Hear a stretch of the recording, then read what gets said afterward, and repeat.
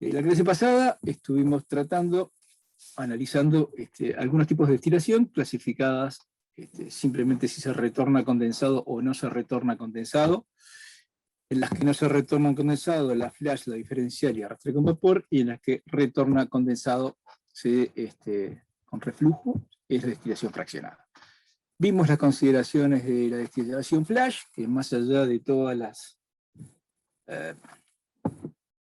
consideraciones generales, me gustaría que tengan en claro esto que está por acá abajo, que para que se produzca una separación flash, las condiciones de operación de la cámara para la presión de operación, la temperatura en la cámara de separación tiene que estar por encima de la ebullición inicial y por debajo de la de rocío. Si no se cumple esa condición y entramos a la temperatura es menor que la temperatura inicial, se nos va a ir todo como líquido por aquí, por el fondo de flash, no voy a separar nada, y si está a una temperatura mayor, la de la de rocío, entonces va a salir todo como vapor, consecuentemente no voy a separar nada tampoco. ¿Da?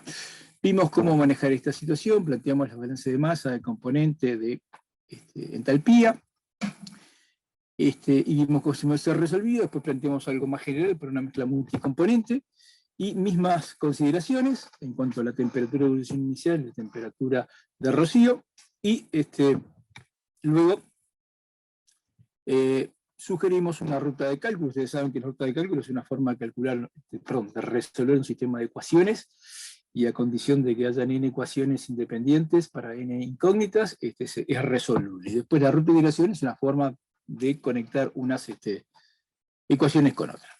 Luego vimos la destilación diferencial, que como recordarán lo que se cargaba una cierta masa de una mezcla, se la comenzaba a destilar, iban saliendo vapores, en cada instante la composición de los vapores va cambiando con el tiempo, y en un sistema de estado no estacionario, para el cual planteábamos allí los balances diferenciales de masa, de componente, y ahí se reacomodaban, y había que resolver esta integral de 1 sobre i menos x, donde i es la composición en el mismo instante que sale por aquí, en el vapor, y x es la composición en el líquido que es de ahí en ese instante.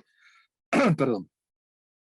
Y bueno, entre la inicial, cuando uno carga el destilador, y la final, es a donde uno quiere llegar. Y entonces, con esta ecuación, uno encuentra la relación entre la masa inicial y la masa final en cada instante o en cada momento en el cual uno coloca esto.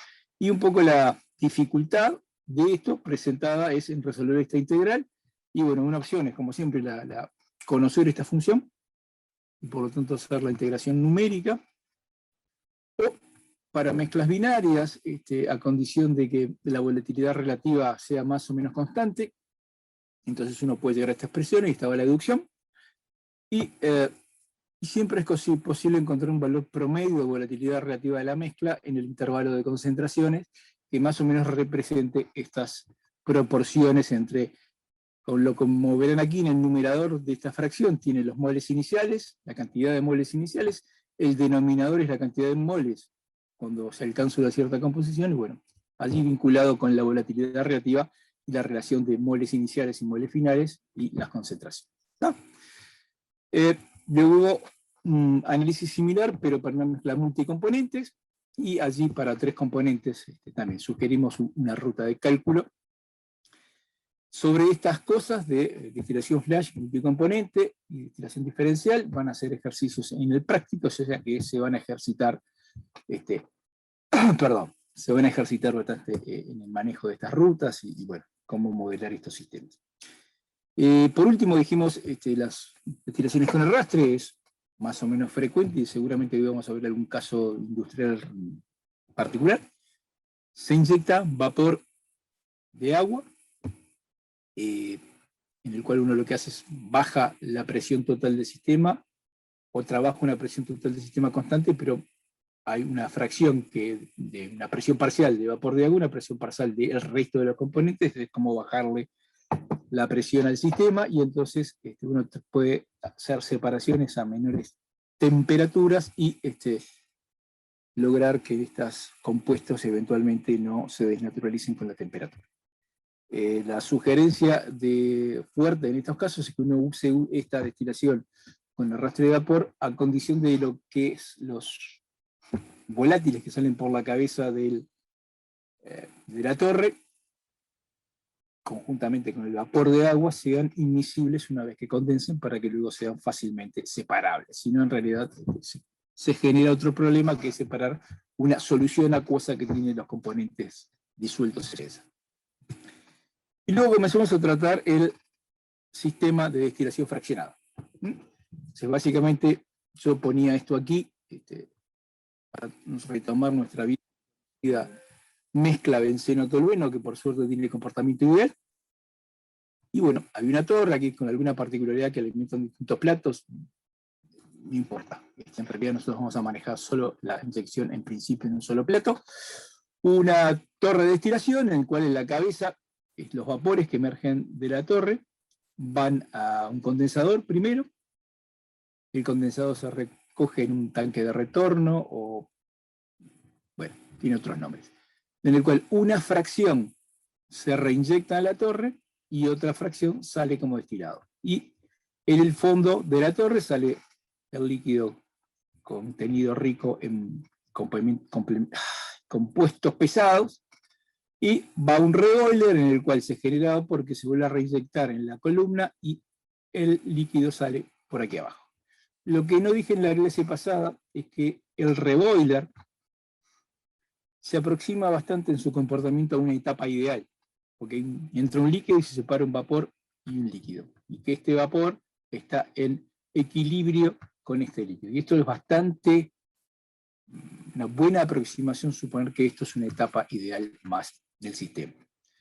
Luego vimos algunos mezclas con distintas volatilidades relativas y algunos ejemplos del número de bandejas que es necesario para separar esa mezcla, las presiones de operación y las relaciones de al reflujo mínimo y al reflujo máximo. Respecto al reflujo mínimo, y hoy vamos a avanzar o profundizar cómo se define ese reflujo mínimo en las mezclas. La facilidad de destilación crece a medida que aumenta la volatilidad relativa, arrancando con torres de destilación que tienen 130 a 140 platos, a torres que con 16, 20 platos ya es suficiente para separar la mezcla. Y refrescamos el concepto de etapa ideal, que ustedes ya conocen. Básicamente en la etapa ideal, por decirlo por enésima vez, las corrientes de salida, en este caso el flujo de vapor que sale de la etapa ideal y el flujo de líquido que sale de TPL están en equilibrio, y las que entran no lo están. A eso, en el tratamiento que vamos a hacer en el modelo de McKay-Thiele, se le superpone la condición de flujo equimolal, o derrame molal constante, bajo las hipótesis de que los calores sensibles que aportan las corrientes que entran no son muy importantes, y que los calores latentes de ambos compuestos son iguales. Esto lleva a la conclusión de que los flujos molares permanecen constantes y los flujos líquidos permanecen constantes. Acá solo un comentario que creo que no lo hice en la clase pasada. Lo que quiere decir esto, decir lo mismo de forma levemente distinta, es que la cantidad de moles de componentes que pasan del estado líquido al estado de vapor es igual a la cantidad de moles de los componentes volátiles que pasan del vapor al estado líquido. ¿Está?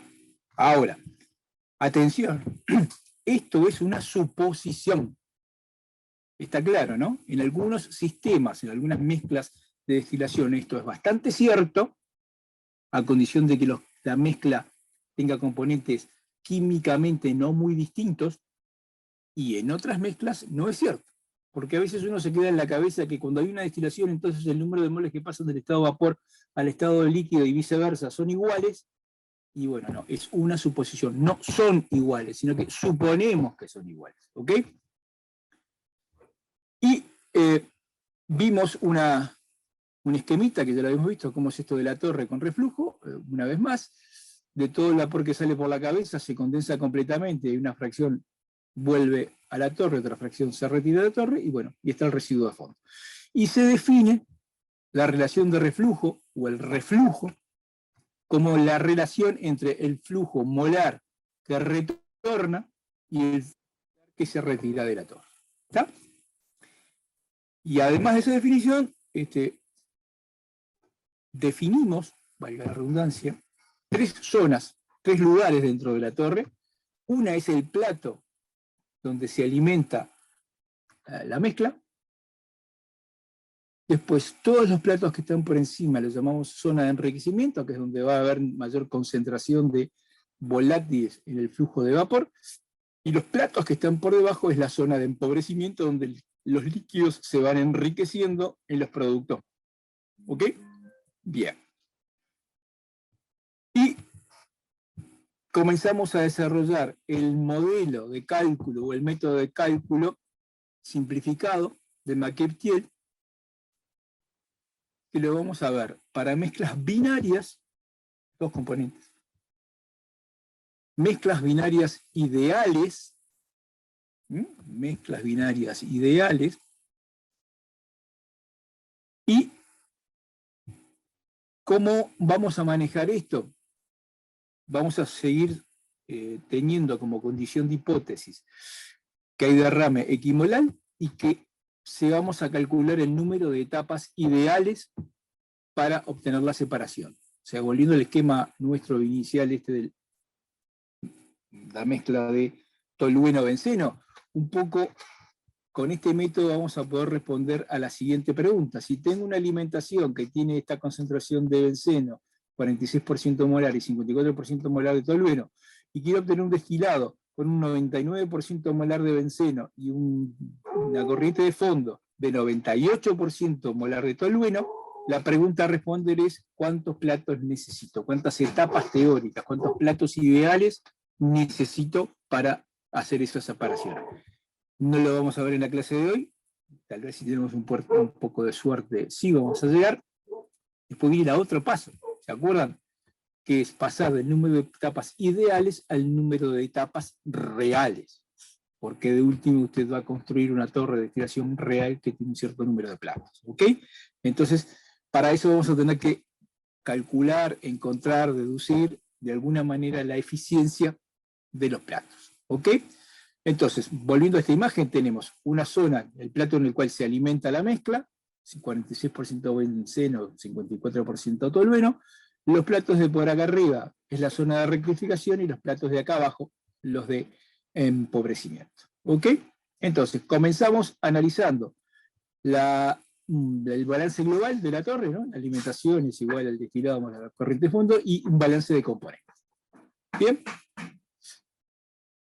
De la zona de enriquecimiento, haciendo balances globales y balances de componentes, uno llega a lo que definimos como la línea de operación de la zona de enriquecimiento, que nos da en cualquier sección de la torre, entre dos platos, ¿no?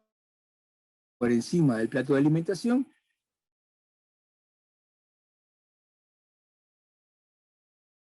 en función de la concentración de ese mismo componente en el líquido. ¿Está? ¿Me están escuchando bien? Sí.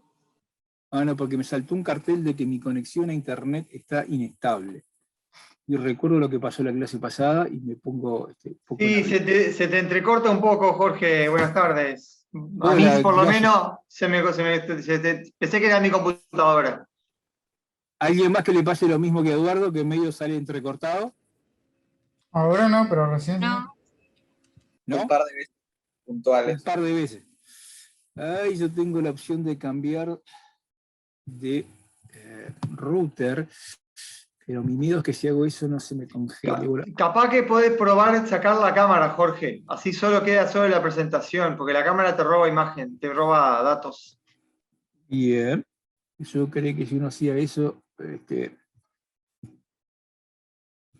perdón, ¿qué pasa con esto? De todos modos fue solo un momento, y los routers una vez por día o 2 veces por día medio que se resetean y se te tranca un poco la reunión. Pero Capaz yo creí que fue eso solo ocurre, solo que tenía entendido que en la noche ocurre como a las 10 de la noche, pero está. Bueno, seguí así, vemos. Si te vuelve a trancar, te avisamos. Y si queda muy trancado, me chiflan, y bueno, hacemos el cambio de router y de proveedor de servicio de internet que tengo.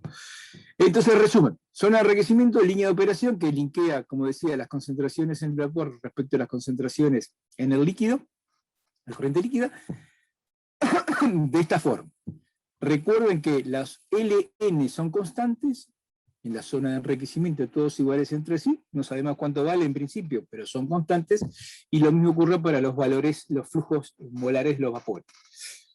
Tomando la definición de reflujo, que era la relación entre lo que se reinyecta en la torre y lo que se saca de la torre después del condensador, uno reacomoda la línea de equilibrio y tiene esta expresión.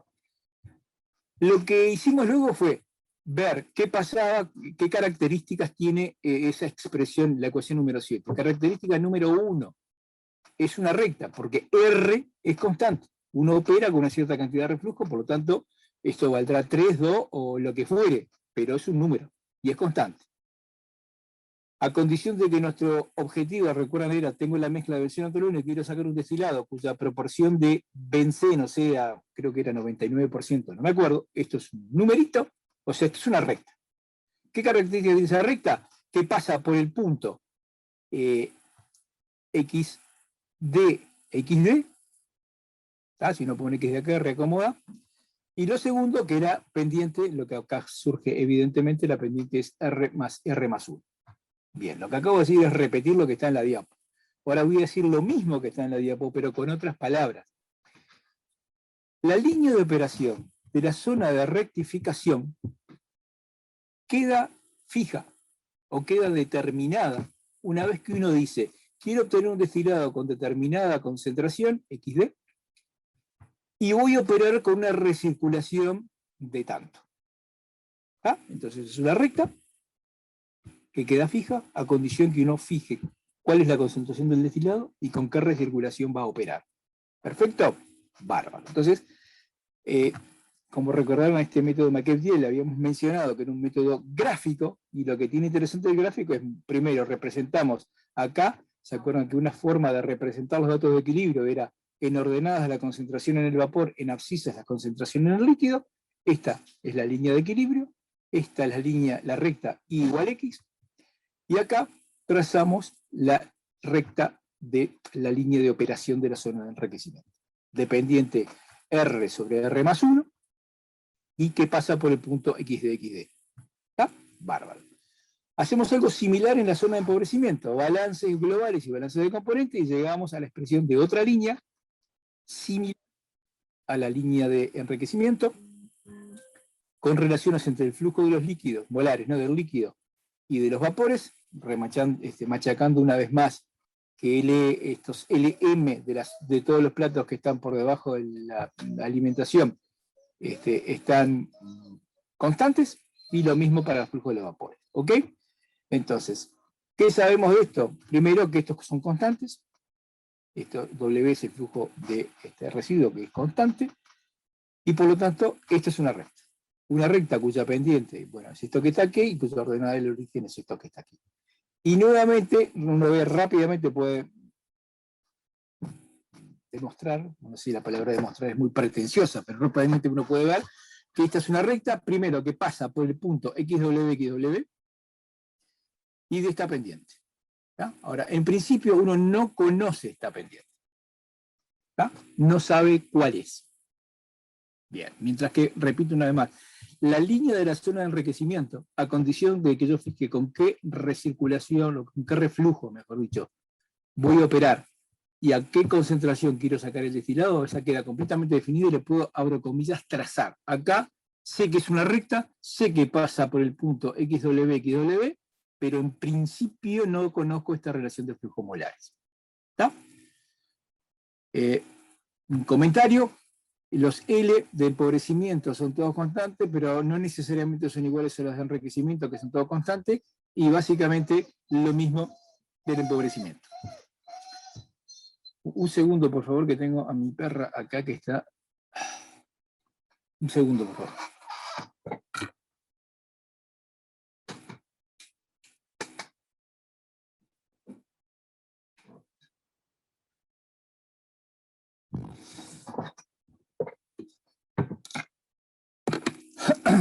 Volví. Y ahora vamos a analizar, entonces resumen, analizamos lo que llamamos la zona de empobrecimiento, lo que definimos como la zona de enriquecimiento, y ahora vamos a focalizar nuestra atención en las condiciones de alimentación o el plato donde se alimenta. ¿No? Y entonces, antes de pasar a ver este Q que se define tal cual dice ahí, me gustaría volver a un esquemita. ¿Dónde está el esquemita? Acá. Están viendo este esquemita lo tengo desde la clase pasada. Este es el plato de alimentación, el cual hay una cierta... Se ve perfecto. Buenazo. Hay una cierta cantidad de moles por unidad de tiempo que le alimentan el plato de alimentación. A este plato le llega el flujo de líquidos que viene de la zona de enriquecimiento y el flujo de vapor que viene de la zona de empobrecimiento. Y salen de acá un flujo de vapor que sigue hacia la zona de enriquecimiento y un flujo de líquido que va a la de empobrecimiento. ¿Está? Bien. La definición de Q. Primero, es una definición. ¿Está? ¿Qué es? La diferencia entre... perdón, voy a decir algo más. Este vapor que sale del plato de alimentación es un vapor que está en equilibrio con este líquido. Retomo la hipótesis de etapa ideal. 2. Las condiciones de este vapor es vapor que sale a la temperatura de rocío. Y las de este líquido es líquido que sale a la temperatura de ebullición inicial. ¿Ok? ¿Está claro esto? Sí, no, no, sí. Sí, está claro. Bárbaro. Entonces, esta entalpía de este vapor es la entalpía del vapor a la temperatura de rocío. De este vapor, de acuerdo a la composición. Y esta entalpía del líquido es la entalpía del líquido a la temperatura de ebullición inicial. ¿Está? Entonces, la definición del Q, primero es una definición, es cuánta energía debería darle a la alimentación para pasarlo a vapor, en las condiciones de salida, dividido la energía que le tengo que dar al un mol para pasarlo de líquido en estas condiciones a vapor en estas condiciones. ¿Está? Bueno, esa es la definición. Ahora me gustaría hacer alguna serie de comentarios para que luego se desprenda con bastante claridad la utilidad de esta definición de Q. Y lo voy a reenfocar de esta manera. Sea esto una caja negra. Acá le está entrando una cierta corriente, supongamos 100 moles por hora. Los moles que salen de acá van a ser más o menos igual a los que entran, más una fracción de estos hipotéticos 100 moles. Y los que salen de acá van a ser iguales a los que entran, más una fracción de estos hipotéticos 100 moles. Con esto que quiero decir, lo obvio. Si uno hace un balance de masa global, todas las corrientes que salen, esto y esta, tiene que ser igual a la suma de todas las corrientes que entran. Esta y esta. Entonces lo que le quiero transmitir es que todos los moles que entran por aquí se van a repartir de alguna forma. Algunos viajarán, me estoy refiriendo a moles totales, ¿no? Viajarán como líquido hacia la zona de empobrecimiento y otros viajarán como vapor a la zona de enriquecimiento. Entonces el concepto que quiero que tengan ahí más o menos intuitivamente es esto. Todos los moles que entran se van a repartir de alguna forma. Concepto 1. Concepto 2 es que la relación entre los moles de líquido que entran y los que salen, la relación, va a depender el que sale como líquido, va a ser igual a todos los que entran, más o menos, sumados a algunos de la alimentación, y los de vapor que salen son igual a los que vienen de la zona de empobrecimiento a la cual se le suman algunos moles. Entonces, el segundo concepto es que los flujos molares de los líquidos de la zona de enriquecimiento y de la zona de empobrecimiento no son necesariamente iguales, esto fue lo que dijimos hace un minuto, pero de alguna manera se van a ver incrementados en alguna fracción de lo que entra. Y el mismo razonamiento para los vapores. ¿Está? Entonces, este concepto es, dependiendo de algunas cosas, que es lo que vamos a ver a continuación, puedo linkear o conocer cómo es este flujo molar de líquido con respecto a esto y con respecto a la alimentación, y la misma historia con las corrientes de vapores. ¿Ok? Entonces, ese era presentarles esto como una primera aproximación intuitiva. Y ahora vamos a ver cómo es esa proporción en función del dolor de Q. ¿Está? Y ahí volvemos a la clase. Entonces aquí, nuevamente, calor necesario para convertir un mol de las condiciones de entrada en vapor que abandona el plato, lo que vimos, y en el denominador calor latente molar de vaporización en el plato de alimentación. Es este denominado. ¿Ok? Bárbaro. Entonces, volvemos acá. Si lo que entra acá es un líquido a la temperatura de ebullición inicial, ¿sí? La entalpía de esta corriente es un líquido el líquido viene a la temperatura de ebullición inicial. ¿Cuánto vale Q? Aplicando esta formulita que está acá. 0, 1, infinito, menos 10.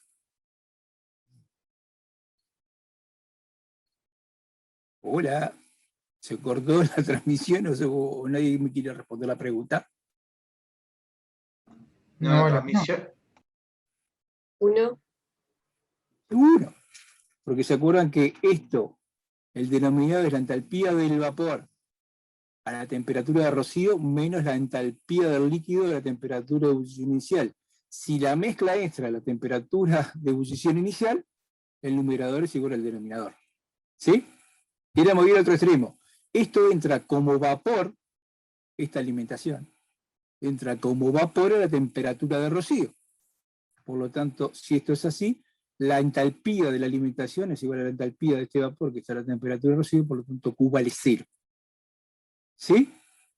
Si entra sobrecalentado, o sea, la entalpía de esta corriente es vapor a una temperatura mayor a la temperatura de rocío, esto va a dar negativo. Y si entra subenfriado, o sea, entra como líquido a una temperatura inferior a la temperatura de ebullición inicial, entonces esto va a dar menor a 1. ¿De acuerdo? Perdón, mayor a 1, me confundí. ¿Se entiende?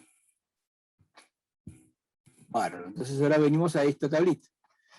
Lo que acabo de decir. Si el líquido está frío, entonces Q mayor que 1. Si entra a temperatura y Q es igual a 1, la mezcla, si entra una mezcla líquido-vapor, o sea, entre la temperatura de ebullición inicial y temperatura de rocío, Q va a estar entre eso. Si entra la temperatura de vapor a temperatura de rocío, Q vale 0, y vapor sobrecalentado, Q menor a 0. Entonces, espero que quede conceptualmente claro de dónde sale esto, que si el líquido está en estas condiciones, entonces vale Q, vale estas cosas que están acá. ¿Está? Tampoco es nada muy elaborado. A veces cuesta verlo un poquito. ¿Ok? Bueno, esto repite exactamente lo mismo que estaba en la tabla anterior. Y ahora vamos a las ecuaciones 13 y 14. Se puede demostrar, cosa que ahorramos en el curso, y tampoco lo voy a hacer acá en el teórico, la proporción o la vinculación de cómo es el flujo de líquido que sigue viaje luego del plato de alimentación hacia la zona de empobrecimiento en función del flujo molar de líquido que viene de la zona de rectificación o de enriquecimiento, y este producto de Q por F. Y lo mismo para el flujo de vapor que va hacia la zona de enriquecimiento en función del que viene del empobrecimiento más la expresión que está ahí, una fracción de Q. La palabra fracción es un poquito equivocada. Conceptualmente no es cierto, porque no necesariamente, porque Q no es que Q esté entre 0 y 1. ¿Se acuerdan que Q puede ser menor que 0, puede ser un número negativo, puede ser mayor a 1, está entre 0 y 1, o sea que está bien, es cierto que Q puede valer 1, que Q puede valer 0, que Q puede estar entre 0 y 1, pero Q puede ser mayor que 1 o menor que 0. ¿Está? Entonces, la expresión de fracción, repito, no es la correcta. Pero algunos comentarios. Cuando Q vale 0, o sea, cuando la alimentación entra a la temperatura de rocío, ¿cuánto vale Lm? Y es igual a Ln. ¿Sí? Y cuando Q entra como vapor, perdón, a la temperatura de rocío fue la que acabamos de ver, perdón. Y cuando entra como líquido a la temperatura de ebullición inicial, Q vale 1. Cuando Q vale 1, significa que el vapor de la zona de enriquecimiento es igual al vapor de la zona de empobrecimiento y que el líquido de la zona de empobrecimiento se le suma Q igual a 1 toda la alimentación. ¿Ah? Entonces, volviendo al esquemita a esto, voy a decir lo mismo con otras palabras. Cuando esto entra a la temperatura de rocío, básicamente todos los moles que entran se van con los moles que salen del plato de alimentación. Y cuando entra como líquido a la temperatura de ebullición inicial, se le suman a todos los que vienen acá estos otros. ¿Está?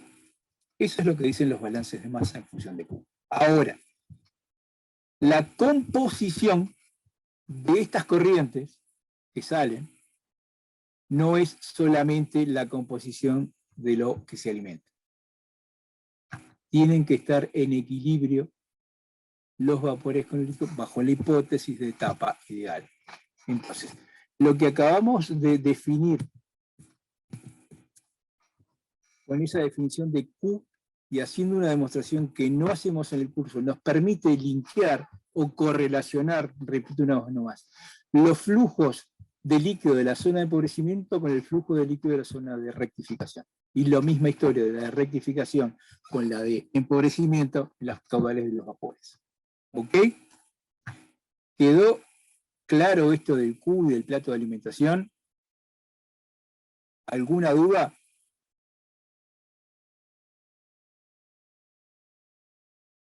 Voy a asumir que no hay dudas. Perdón. Le vamos a dar un paso más. Recuerden que el método de McKay-Thiele es un método gráfico y teníamos una recta que representaba la línea de operación de la zona de enriquecimiento y otra recta que representaba la línea de operación de la zona de empobrecimiento. ¿Está? Vamos a ver el sentido de Q, definir una recta Q. Entonces, reacomodando las ecuaciones 5 y 10, uno llega a esta expresión. ¿Está? Y en el punto que sí, donde se intersectan las dos rectas, esto viene de la recta de la zona de enriquecimiento y esta de la zona de empobrecimiento. Entonces los valores de X y de Y tienen que ser iguales. Está claro lo que estoy haciendo, ¿no? Parece medio acá. Esta es una recta. La otra recta dijimos que pasaba por acá y va para allá. Y en el punto donde se cruzan las dos rectas, X e Y vale lo mismo. ¿Está? Bárbaro. Si X e Y vale lo mismo, resto estas dos ecuaciones, llego a esta expresión, y bueno, trabajando un poquito con las expresiones estas de Ln y Lm y Bn y Bm, uno llega a esta expresión. Hay una recta en la cual tiene pendiente Q sobre Q menos 1 y una ordenada de origen que tiene que ver con la concentración de la alimentación Q. Conceptualmente, ¿qué es esta recta? Es el lugar geométrico de corte de todos los puntos donde se cortan las líneas de operación de la zona de enriquecimiento con la zona de empobrecimiento. ¿Está claro? El lugar geométrico donde se cortan las dos rectas. Bien. Hasta ahora, geometría básica o rudimentos de lo que ustedes vieron no sé, en secundaria. ¿Está? Conceptualmente, ¿qué nos aporta esto de la línea Q o la recta Q? Recuerda que yo dije hace unos minutos que la línea de operación de la zona de enriquecimiento, esa recta, a condición de que yo sepa cuál es la concentración del destilado que quiero sacar y sepa con qué reflujo voy a trabajar, queda definida. La recta Q queda definida conociendo la concentración de la alimentación y las condiciones entálpicas o la temperatura de esa alimentación en lo que refiere a si está por encima de la temperatura de rocío, si está por debajo de la temperatura de ebullición inicial o igual o entre el medio, etcétera, etcétera. Pero conocidas las condiciones de la alimentación, se entiende la concentración y su estado entálpico, se puede calcular entalpía. La línea Q, esta línea, pasa a ser fácilmente calculable. Se puede dibujar la recta. Perdón, omití una cosa. La pendiente es esto y la otra es que es una recta que pasa por el punto XF y XF. Perdón que omití decir. ¿Está? Cuando X vale XF, Y es igual a XF. Entonces, repito todo lo mismo. Tiene esta pendiente, pasa por este punto y se puede perfectamente trazar una recta que pase por el punto XF, y cuya pendiente sea la que está aquí. Y ahora es el broche final, casi el broche final, perdón, del método gráfico de McCabe-Thiele. ¿Ah? Entonces, si tenemos la composición fija, y dependiendo de los valores de Q, yo puedo trazar esta recta. Acá hay una recta para Q entre 0 y 1, Q cuando Q vale 1, obviamente es tonto, ¿no? Pero cuando Q vale 1, la pendiente es infinita. ¿Ok? Cuando Q vale 0 es una constante, y bueno, o sea que va a haber un haz de rectas que pasan por este punto, de pendiente igual a 1 hasta pendiente igual a 0. Entonces, repitiendo una vez más, yo esta recta de la línea de enriquecimiento la puedo trazar. Después puedo trazar, vieron que utilizo el verbo trazar para hacer uso del método geométrico. Repito, trazo esta recta, se cortan la recta de la línea Q o la línea de enriquecimiento. Y luego, la línea de empobrecimiento, lo que sé es que va a pasar por el punto XW y va a pasar por el punto donde se cortan las dos líneas. Con lo cual ahora tengo perfectamente definido la línea de operación de la zona de enriquecimiento y la línea de operación de la zona de empobrecimiento. Bien. Bueno, acá tenemos como las pendientes son positivas, infinito, cero, dependiendo de los valores de Q.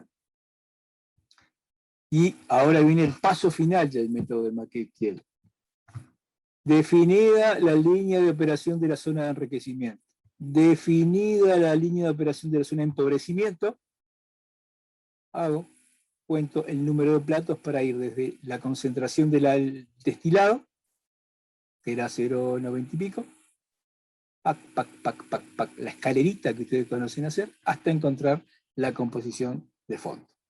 Y de allí yo puedo contar el número de platos que necesito para separar esta mezcla de benceno-tolueno, que ingresaba, bueno, acá me quedé un poquito corrido, algo menos de, perdón, que ingresaba a 0,5 y que luego tenía que salir algo parecido a 0,9 y salir a algo menor que era 0,1, creo, no me acuerdo bien. ¿Está? Entonces, pregunta. ¿Quedó claro el método de McCabe-Thiele?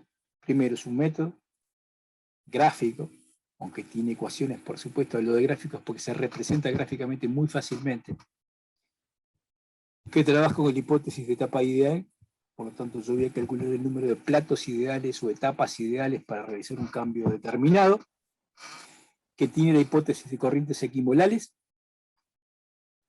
y que se desarrolla este método en el cual lo acabo de escribir.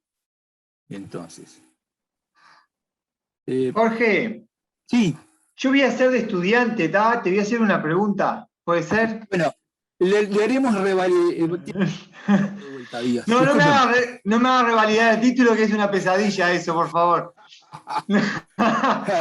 ¿Tá?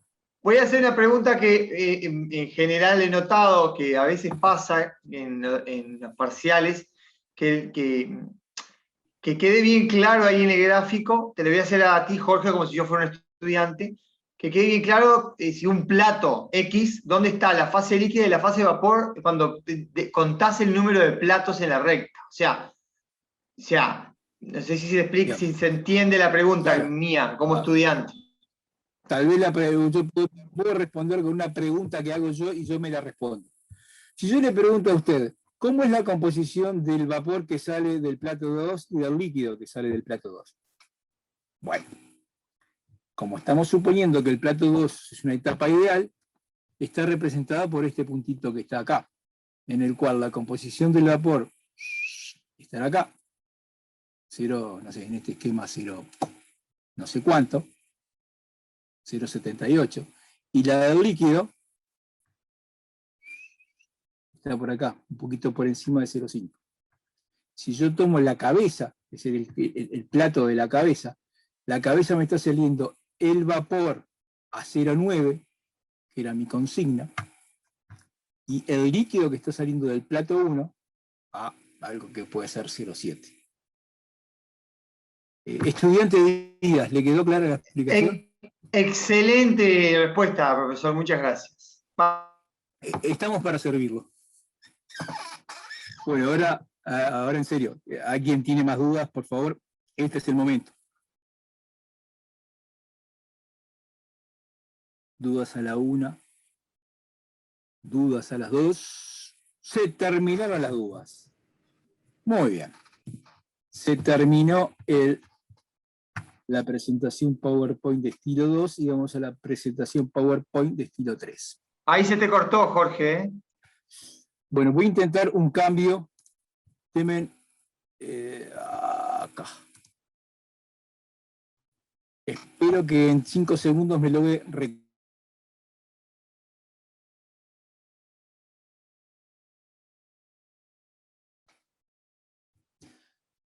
probando, volví a estar conectado con ustedes. Sí, estás conectado. Sí. Sí, sí. Bien. Espero que ahora mejore esto. Bueno, vamos a seguir adelante con esto. Acá esto es retomar lo que acabo de explicar, de trazar primero esta línea, después la línea Q, bárbaro. Ahora, hubo un comentario que se me quedó en el tintero, que no es menor. La línea Q, perdón, la línea de empobrecimiento, la línea Q y la línea de empobrecimiento no dependen si está entrando un flujo de 1 mol por hora, o sea, si la corriente F, si este F que está acá, vale 1 mol por hora, o vale 1.000.000 de moles por hora. Y no sé si se percataron, en todo el desarrollo que hicimos para llegar hasta acá, necesitamos la concentración que queríamos en la concentración de la alimentación, la concentración que quiero en el destilado, la concentración que quiero en la corriente de fondo y las condiciones entálpicas de la alimentación. Conocidas esas cosas, uno puede hacer todo este dibujito y en principio, puede responder cuántos platos. ¿Por qué digo en principio? Bueno, porque ahora queda por discutir cuál es el plato de alimentación para poder responder a la pregunta cuántos platos tenemos. Entonces, lo vamos a tomar o llegar a esa respuesta teniendo definido un reflujo, definidas y conocidas la concentración en el destilado que quiero obtener, la concentración en el líquido de fondo, F, XF y Q, lo que es lo mismo o similar, la entalpía de la corriente líquida. ¿Ok? Con estos datos puedo, como decíamos hoy, hacer la línea de operación de enriquecimiento, la línea Q y la de empobrecimiento. Y entonces voy a tomar un ejemplo bien concretito, echando mano por enésima vez más 1 a la mezcla benceno-tolueno. Entonces supongamos que yo quiero tener un destilado con una fracción molar de benceno de 0,95, una corriente de fondo de 0,1, alimentando esto con una 0,5 en benceno. Voy a trabajar con una R de 3 y Q vale 0,8. Entonces pongo las formulitas ahí, tengo la línea de enriquecimiento, tengo la línea Q, trazo. Acá es el ejemplo, la línea roja esta sería la línea de enriquecimiento que yo acabo de calcular. Esta es la línea Q, con Q igual a 0,8. Y una vez que tengo el punto de corte de la línea Q con la línea de enriquecimiento, trazo la línea de empobrecimiento hasta acá. ¿Está? Y acá tendría que mejorar esto. A ver. Acá hay una posible forma de operar. Un escalón, dos escalones, todos estos en rojo son de la zona de enriquecimiento. A medida que me voy aproximando a la línea de equilibrio, cada vez tengo menos cambios en las concentraciones, hasta que llega un momento en el cual no puedo seguir por la línea de enriquecimiento, porque me pego contra la línea de equilibrio. Por lo tanto, acá bajo a la línea de empobrecimiento, que es esta línea blanca, que está acá, y ahí tengo que alimentar en el plato 9, porque se acuerdan ustedes que lo que define cuál es la zona de enriquecimiento y cuál es la zona de empobrecimiento. La de enriquecimiento son todos los platos que están por encima de la alimentación, del plato de alimentación, y de empobrecimiento todos los que están por debajo. Entonces, cuando yo salgo de la línea de operación de enriquecimiento, paso a la línea de empobrecimiento, ahí es el plato que alimento. En esta narración de este ejemplo, esto me estaría dando 10,5 etapas teóricas. ¿Está? Si yo alimento en el plato 9 esta mezcla de benceno con estas separaciones que yo quiero, perdón, necesito 10,5 etapas teóricas. Ahora, puedo hacer otra estrategia, y es, vengo por la línea de enriquecimiento. Pac, pac, pac. Ahora, cuando llego acá, me paso acá. Esta es la línea blanca de la zona de empobrecimiento, entonces me paso de la línea de operación de la zona de enriquecimiento a la línea de empobrecimiento. Y entonces, pac, pac, pac, pac, pac, pac, pac, pac. Y acá, en lugar de contener a 10 con algo, paso a tener 8 con algo. ¿Con esto qué quiero decir? Y alimentar en el plato 5, ¿no? Con este ejemplo puntual, lo que resulta obvio es que el número de platos que yo voy a necesitar depende de las concentraciones del destilado, de la concentración de la alimentación, la concentración de fondo, del valor de Q, esto me define las líneas de operación, pero para terminar definiendo cuántos platos necesito, tengo que tener definido en qué plato alimento. Y cambiando de plato de alimentación voy a necesitar más o menos platos. ¿Está? Y acá es lo mismo, pero dicho en palabras. Por ejemplo, podemos volver acá. La línea de empobrecimiento tiene sentido para valores menores, que la línea de equilibrio, y lo mismo la línea de enriquecimiento. No puedo operar más allá de la línea de equilibrio. ¿Está? Entonces, bueno, puedo saltar en cualquier punto entre este punto C y este punto D, en principio. Si alimentan el plato 4, bueno, acá en este otro ejemplo se necesitaban 4,6 etapas teóricas, o sea, 3,6 etapas más el reboiler. Recuerden que les comenté que el reboiler actúa como una etapa teórica más. ¿Está? Ahora, la pregunta a responder es, ¿cuál es el plato de alimentación óptimo? El que, entendiendo por óptimo, el que me conduce a menor número de etapas. ¿Está? Y acá voy a echar mano, voy a hacer una mostración verbal de esto que está acá abajo escrito, que para obtener o mantener el número de platos mínimo, el cambio de la línea de operación de enriquecimiento a la línea de empobrecimiento se debe hacer en la primera oportunidad que exista después de pasar la intersección de las líneas de operación. ¿Está? Bien. Repito, voy a intentar hacer una mostración de esto. ¿Ok?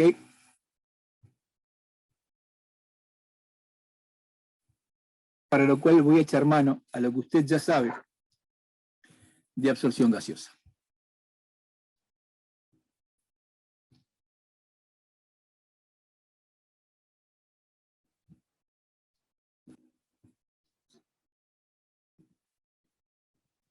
Línea de equilibrio.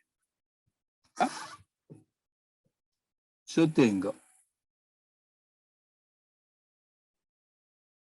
una cosa que ingresa con esta concentración y quiero que salga con esta otra concentración.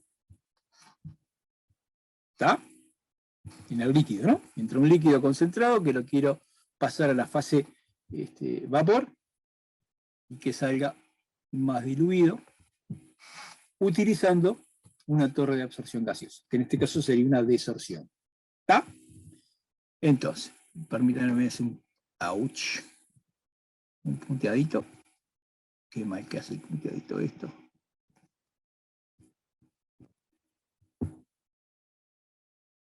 Para que vean que trabajamos a todo color.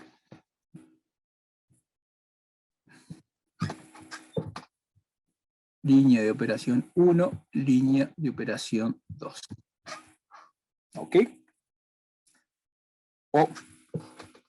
Ahí está. Perdón. Déjenme hacer cambio. Línea de operación 1, línea de operación 2.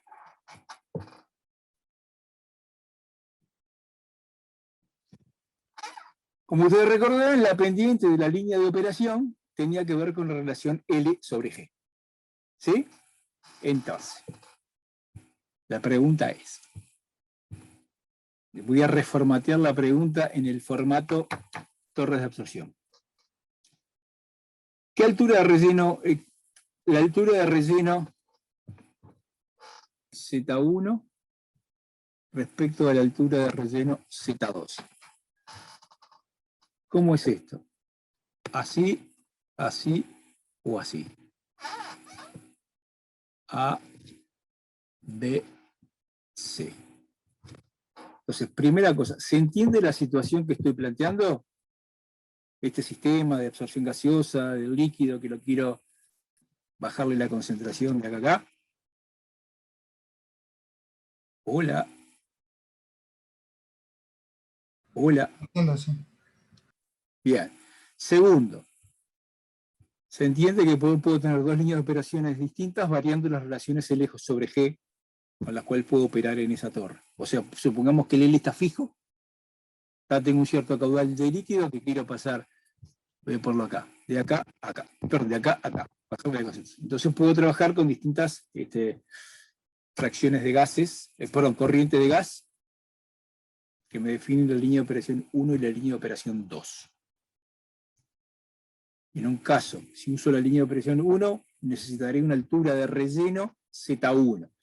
Y si uso una línea de operación 2, voy a necesitar una altura de relleno Z2. Y entonces hay tres opciones de Z1 menor que Z2, Z1 igual a Z2, o Z1 mayor que Z2. Y ahí llamé a opción A la que está arriba, opción B la que está en el medio, y opción C la de abajo. Y ahora la pregunta es, a ver, déjenme hacer una cosa.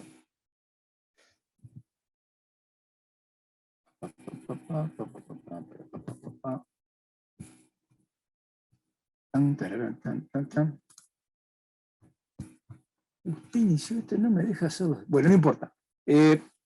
Levanten la mano con el icono de levantar la mano. Los que dicen que la opción es la A.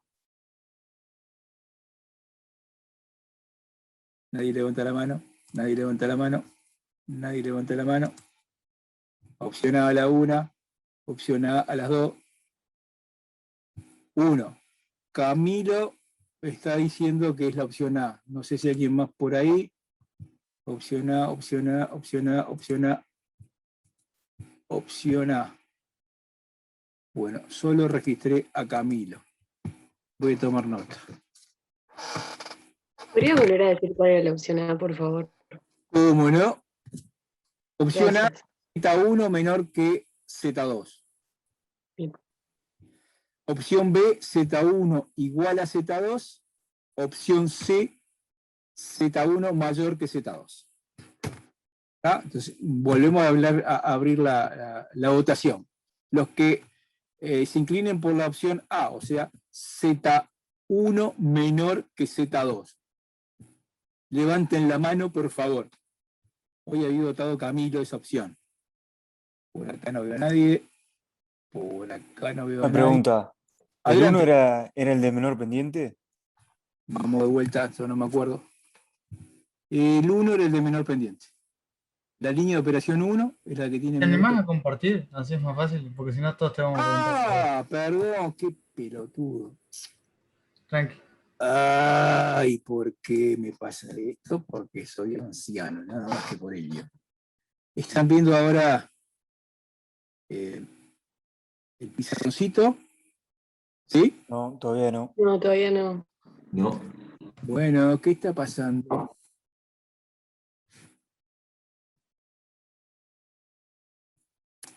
Ah, claro. ahora sí. Ahora sí. Ugh. Entonces, vamos a ver. Z1 es la altura de relleno operando con la línea de operación 1, que es la de menor pendiente. Z2 es la altura de relleno operando con la línea de operación 2, que tiene mayor pendiente. ¿Está? Entonces, en la opción A, Z1 menor que Z2. Z1, perdón.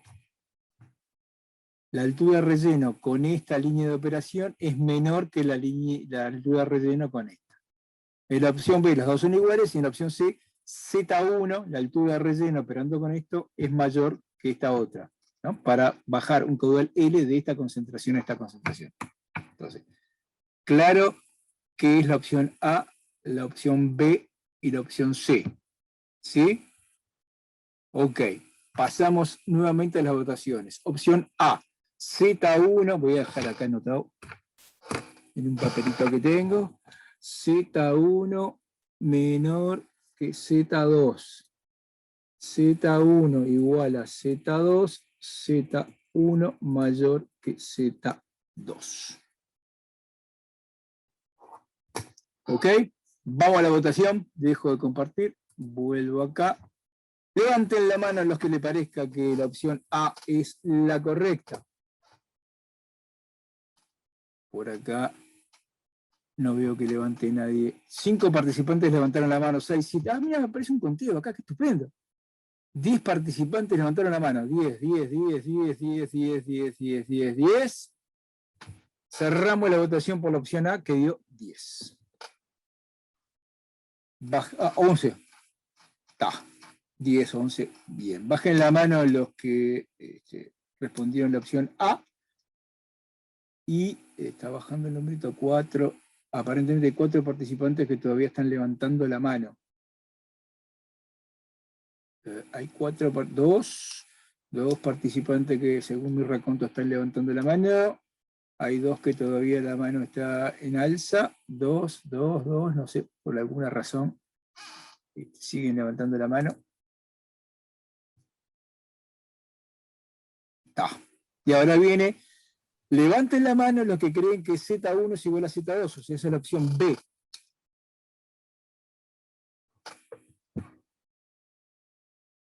A ver si a alguno le parece, o alguna le parece que Z1 igual a Z2. Alguno, o alguna, o alguno.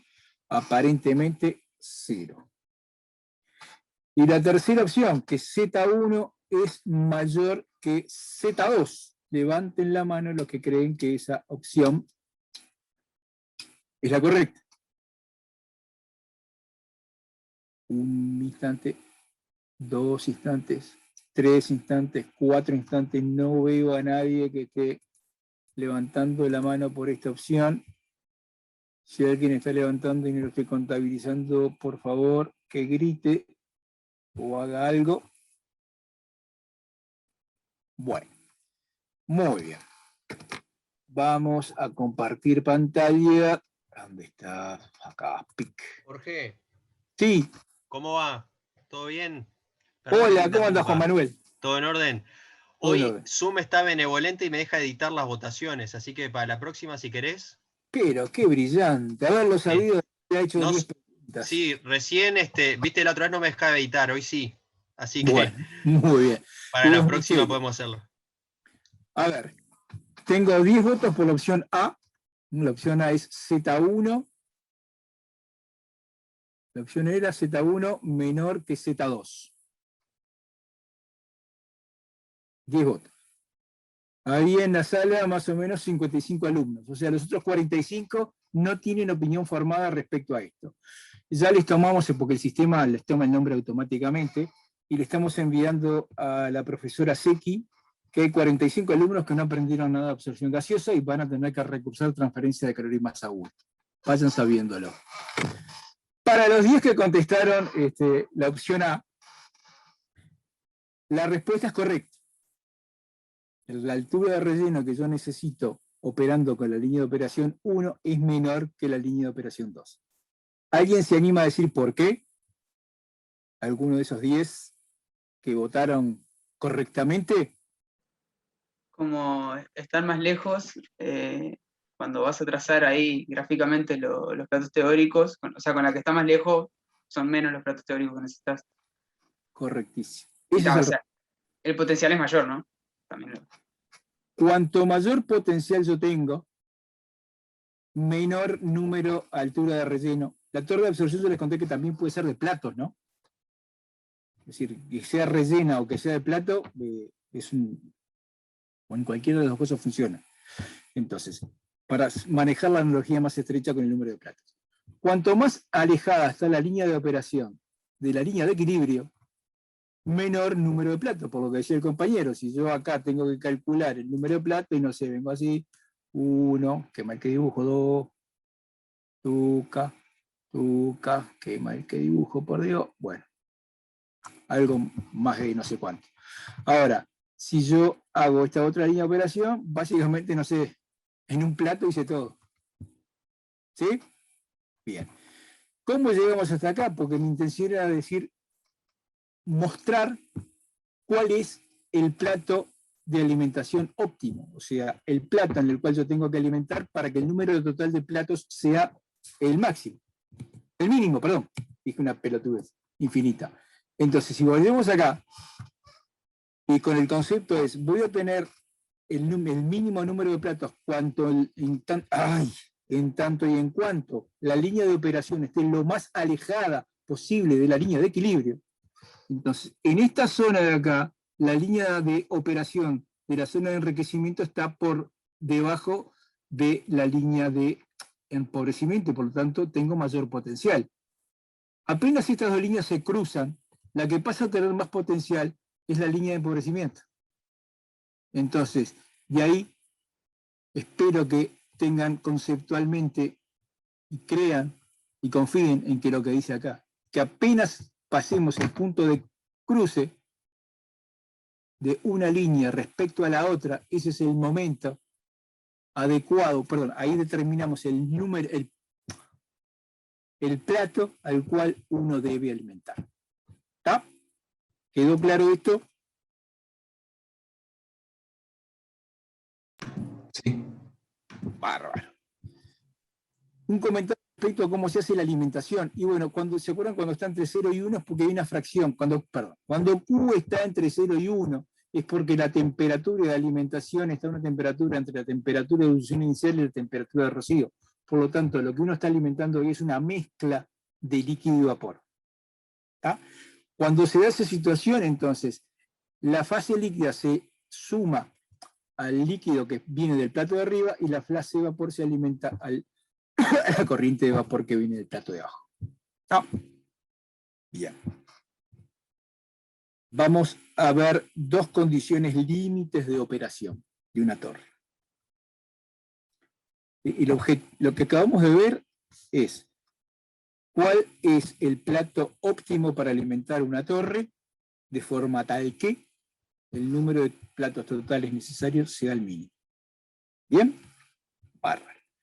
Lo que vamos a intentar responder ahora es, bárbaro, el reflujo.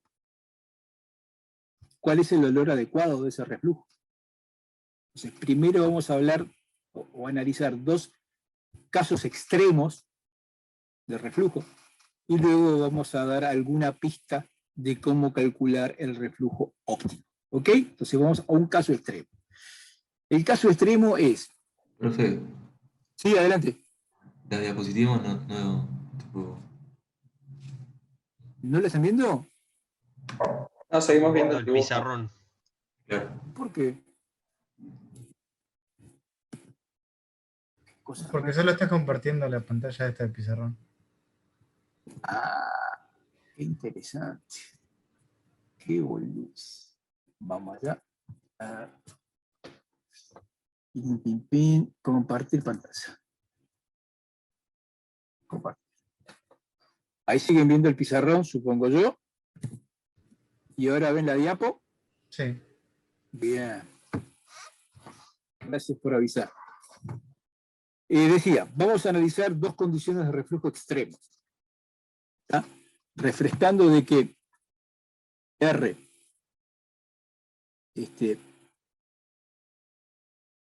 es esta relación que está definido, el líquido que retorna a la torre respecto a la cantidad de líquido que sacamos fuera de la torre, después de condensado, ¿no? Condenso, hay una fracción que retorna y una fracción que yo saco. Antes de empezar a analizar esta situación, lo que dice allí el texto, ¿no? Lo que queda claro, recordarán ustedes que la línea de enriquecimiento viene fijada por la concentración de que quiero obtener el destilado y el valor de R. La pendiente, R sobre R más 1, define esa recta. ¿Está? Entonces, situación extrema, caso al límite. Si R tiende a infinito, la pendiente de la línea de operación de la zona de enriquecimiento tiende a 1. ¿Está claro? Simplemente el estudio de límite es bastante bobo. ¿En qué caso D tiende a 0? Y bueno, en el caso extremo, extremo, extremo, sería no saco nada de destilado. ¿Está? Bien.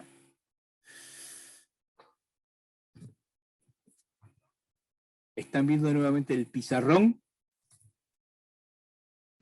Sí. Bien. Entonces, vamos a analizar esto. Esta es la línea igual X. Voy a cambiar los colores para que vean que no escatimamos en recursos didácticos. Habría que conseguir un dibujante un poco más prolijo que yo. Esto es la alimentación. Esto es el destilado. ¿Está? Entonces, estamos analizando la recta o la línea de operación de la zona de enriquecimiento, que se acuerdan que pasaba por el punto XD, y que en este caso tiene pendiente 1, o sea, pasa a ser esto. ¿Sí? Lo deduje muy mal, pero coincide con la recta igual X, ¿no? Pendiente 1. Sí. Bárbaro. ¿Se acuerdan que después con el XF uno podía definir la línea Q? La línea Q. Y que, perdón, también conocíamos la concentración en la corriente de fondo. Entonces, la línea de enriquecimiento es esta que está acá, y la línea de empobrecimiento, ¿cuál es? Nuevamente esta misma recta. O sea que la línea de operación, tanto de enriquecimiento como de empobrecimiento, pasa a ser esta. Y esta es la línea de operación, las líneas de operación que más alejadas de la condición de equilibrio están. ¿Sí? Porque las otras estarían por acá, o por allá. Los mismos están. No voy a hacer dibujar todo porque queda un desastre del pizarrón.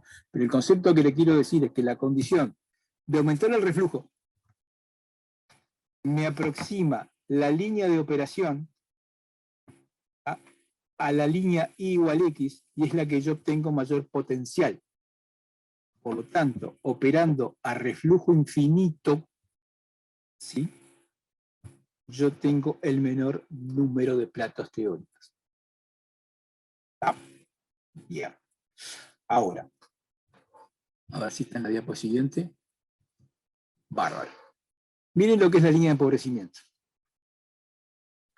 La línea de empobrecimiento tiene esta relación, que en este caso que estamos analizando vale 1, y la ordenada del origen, fíjense acá. Las que están en rojo para acá arriba es la línea de enriquecimiento en esta condición de reflujo infinito, y la que está para acá abajo es la línea de empobrecimiento. Pregunta boba. ¿Cuál es la ordenada del origen de la línea de operación de la zona de empobrecimiento? 0. ¿Sí? Porque es la recta I igual X. Si la ordenada del origen de la línea de empobrecimiento vale 0, esto implica que W vale 0. Por lo tanto, para trabajar a reflujo total, D vale 0. W vale 0. Y entonces, haciendo el balance global de moles, eso implica que F vale 0. ¿Por qué hacemos este pequeño ejercicio? Porque trabajar a reflujo total no tiene sentido. Tengo una torre del cual no alimento nada, no saco nada de destilado ni saco nada de líquido de fondo. ¿Ah? O sea, como condición real de operación, no existe. Jorge, Sí, un detalle importante. Capaz que en Fisicoquímica 103, ¿se acuerdan? No sé si se sigue dando. Había una práctica de destilación. ¿Alguien me puede ayudar? ¿O no se hace más? En mi época era Fisicoquímica 3. Sí, creo que sí. Sí. ¿Y se acuerdan que ponían a reflujo total una torre? ¿O no se acuerdan? O sea, me Sí. acuerdo que la hice, la verdad es que como los detalles Bueno, no. la idea es, lo que dice Jorge es correcto, o sea, no tiene sentido práctico en la industria, pero sí tiene sentido práctico para analizar los componentes de cada plato o de algún lugar, si vos tenés saliditas, porque vos tenés un volumen importante a reflujo total, y que de repente sacas un volumen minúsculo para saber la composición.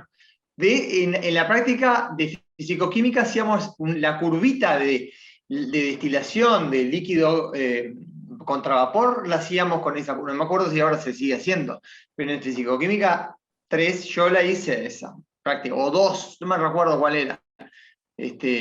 Solo tiene un fin que es, digamos, de investigativo, para saber los estados de equilibrio de la torre. O sea, industrialmente, como bien dice Jorge, no tiene ningún sentido, porque no sale nada ni entra nada y todo está a reflujo, el único gasto es energía. Pero sí tiene un fin práctico o de investigación de identificar cuáles son los componentes, por ejemplo, si uno quisiera saber de variando el número de platos, etc.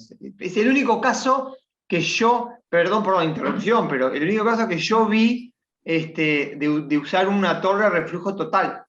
Hay otros casos de reflujo total, pues cuando uno tiene que dar energía a una reacción que involucra la evaporación de un producto, pero en ese caso no es este. El caso con una torre de fraccionamiento es justamente por fines investigativos. Nada más que eso, Jorge. ya que Eduardo mencionó la torre de fisicoquímica en la cual trabajaba a reflujo total, yo no la vi, pero yo supongo que si trabajaba a reflujo total, bueno, no se le alimentaba nada, sino que simplemente bueno, se calentaba el fondo del líquido que estaba en el fondo y se condensaban los vapores que salían por la cabeza de la torre y se reinyectaban todos los... Correcto, exactamente así. Ustedes, los estudiantes, van a hacer una práctica de laboratorio virtual en este curso, en el cual va a haber una torre, en el cual sí va a haber una alimentación y sí va a haber un retorno de condensado a la torre y otra fracción que se retira. Y bueno, van a hacer allí una práctica hermosa donde van a derrochar sus conocimientos de destilación. ¿Está?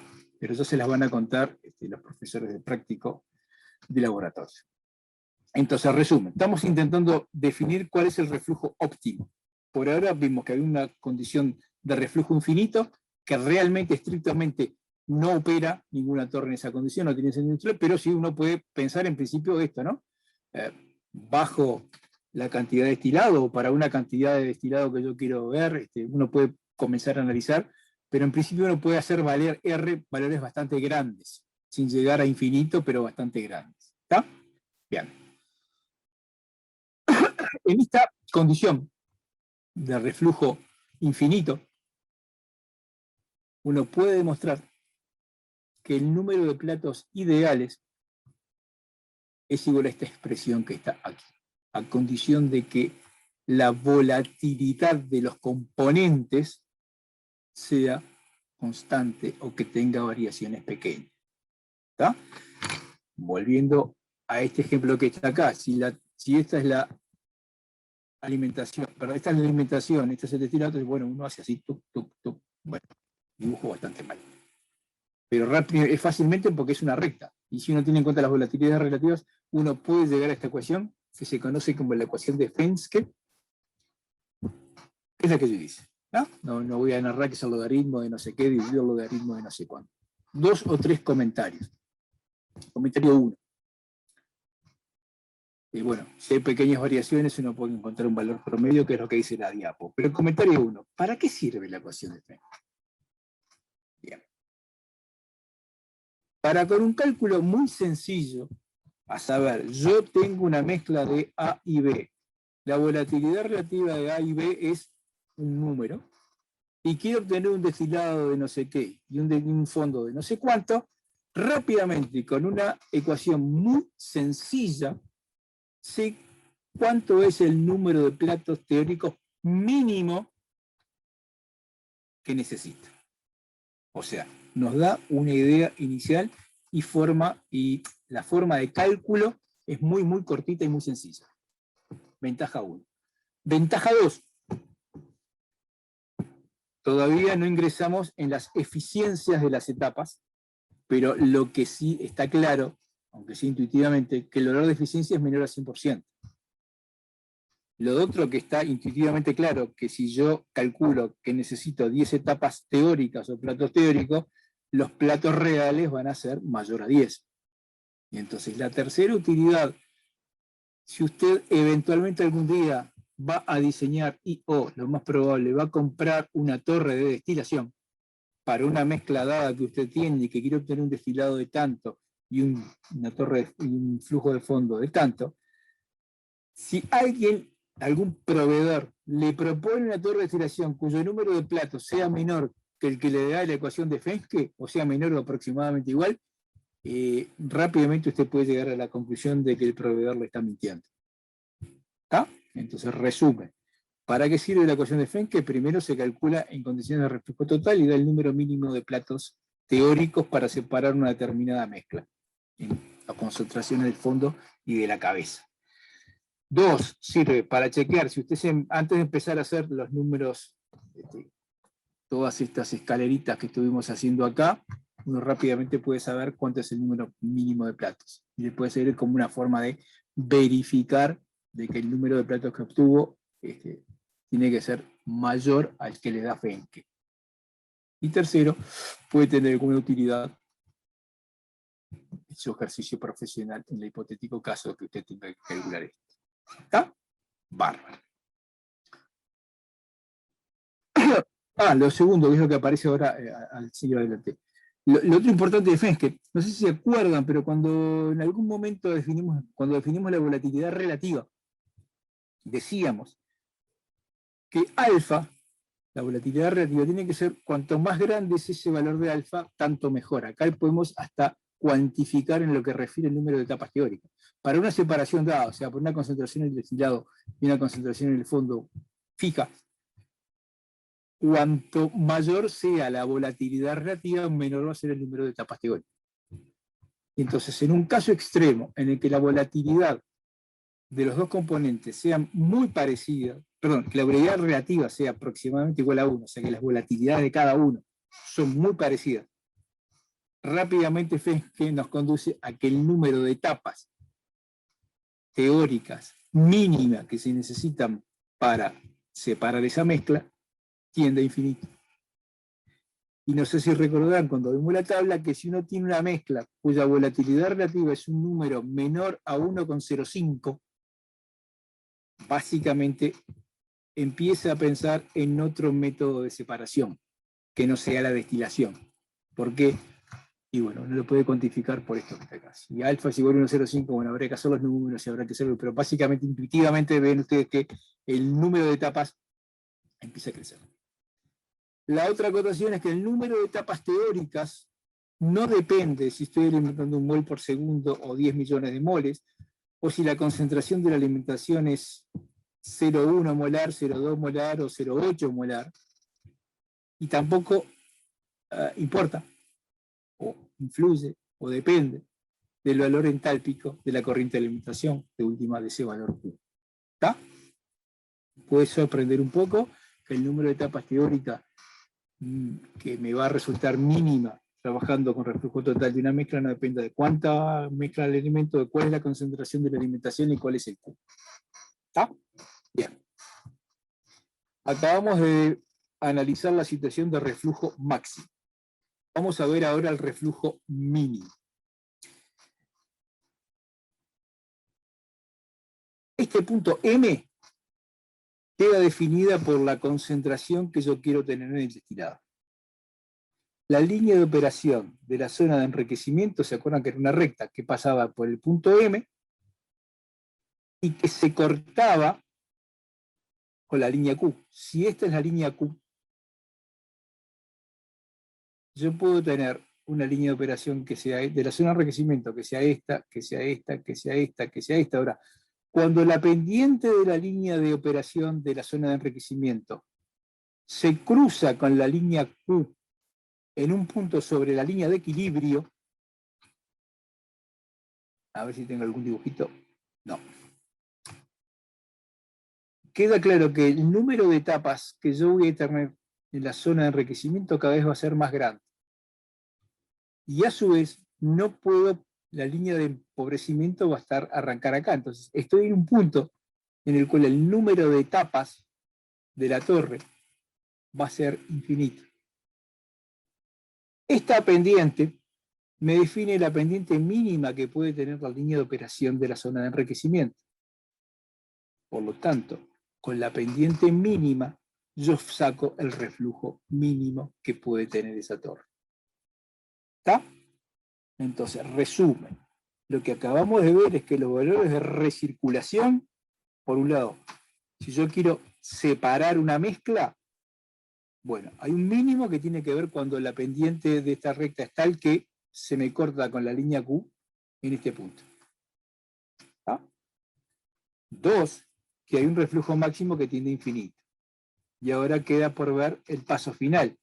Tengo el valor mínimo posible y el valor teórico máximo que puedo alcanzar. En principio, podría haber debe haber un valor de recirculación que sea óptimo.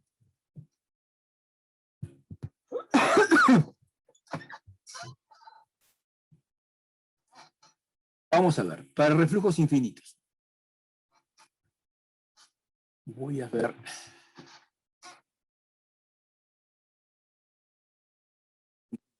Ay, no tengo el dibujito, no puedo creer. Bueno. Ay, no tengo el dibujito, no tengo el dibujito. Acá. Vamos a hacer así. Voy a dibujar muy mal y pronto el dibujito que quería encontrar. Y lo voy a hipersimplificar. Esta es la torre de destilación, esta es la alimentación. Acá está el condensador, chuca chuca.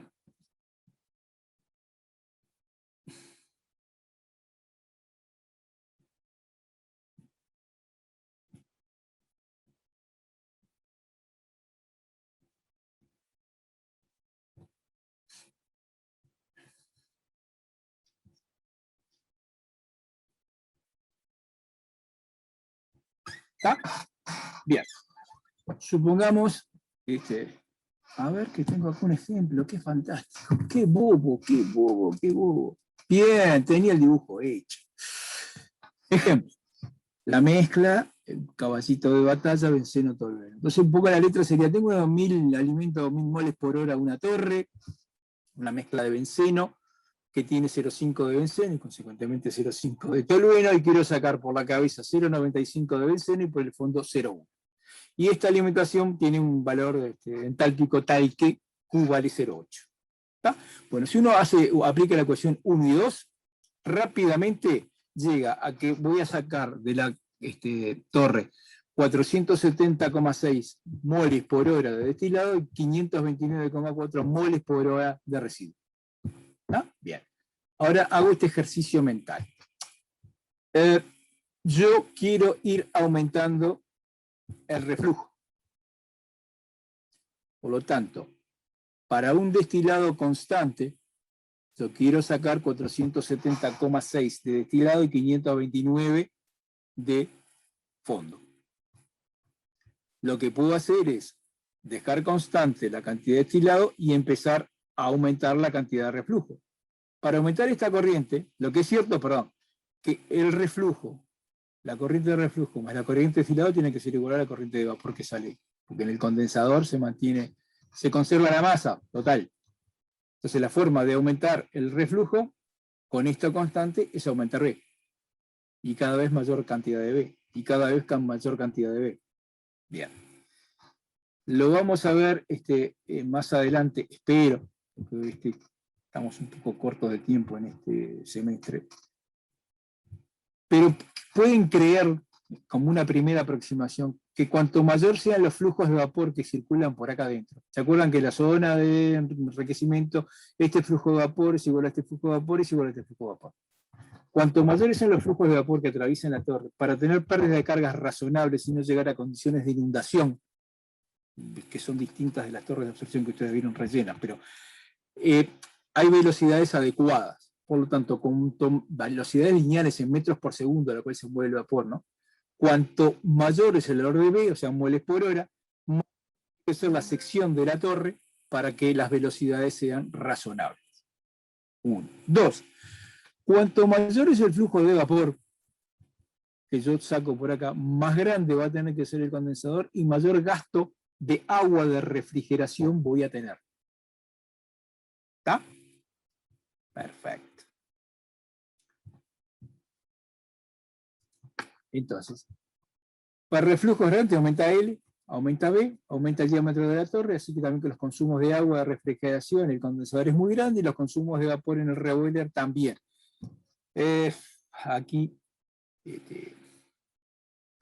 para que ocurra esto también, si el W es constante, yo tengo que alimentar más F, y voy a tener un loop de ahí de, no, más F no, voy a necesitar más vapor. Esto en principio créanmelo, así no pierdo tiempo con la demostración, pero en definitiva aumentan los costos, porque aumenta el tamaño del condensador, aumenta el tamaño de la torre, aumenta el gasto de agua de refrigeración y aumenta perdón, el flujo de vapor.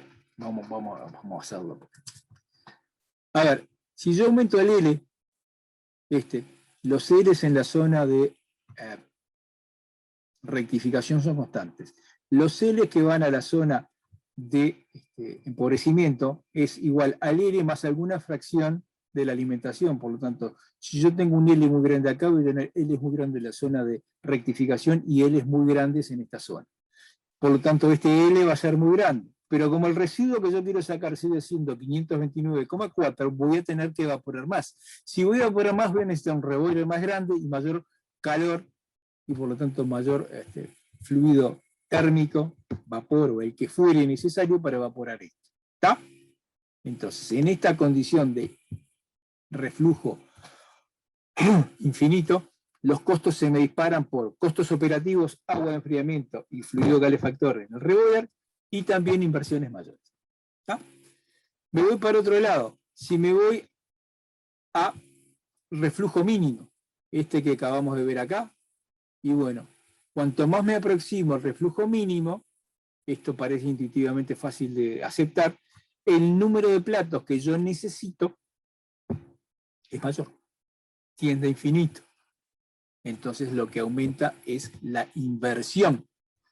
Por lo tanto, hecha esta mostración cualitativo-intuitiva, lo que está claro es que los costos totales, al aumentar el flujo, tienen esta forma, los costos operativos tienen esta forma, y por lo tanto los costos totales serán una función que tiene algún mínimo por algún lado. ¿Está? Como primera aproximación, una buena recomendación es que el R de operación esté por encima de un 10% más que el R mínimo y menos de un 50% del R mínimo. ¿Está? Bárbaro. Volvemos a la tabla que habíamos visto la otra vez, en la cual habíamos analizado para distintas mezclas, con distintas volatilidades, el número de platos teóricos que se necesitan. Vimos las presiones y habíamos dejado con poco comentario el reflujo. ¿Está? Y entonces, dependiendo de la perdón, para cada mezcla va a haber una relación de reflujo. En este caso el reflujo de operación es un 12% más que el reflujo mínimo, y así sucesivamente. Pero si se fijan en todos estos números que están por acá, más o menos casi todos caen en este intervalo. Mayor a 1,1, menor a 1,5. Salvo este que está por acá, que es 1,70, y este que es 1,07, el resto creo que más o menos todos caen en ese intervalo. ¿Está? Entonces, resumen de esta parte. Definimos cuál es el plato de alimentación óptimo y definimos un intervalo por lo menos de reflujos razonablemente óptimos para operar una torre de destilación que va a separar una mezcla binaria. ¿Alguna duda de lo que vimos ahora?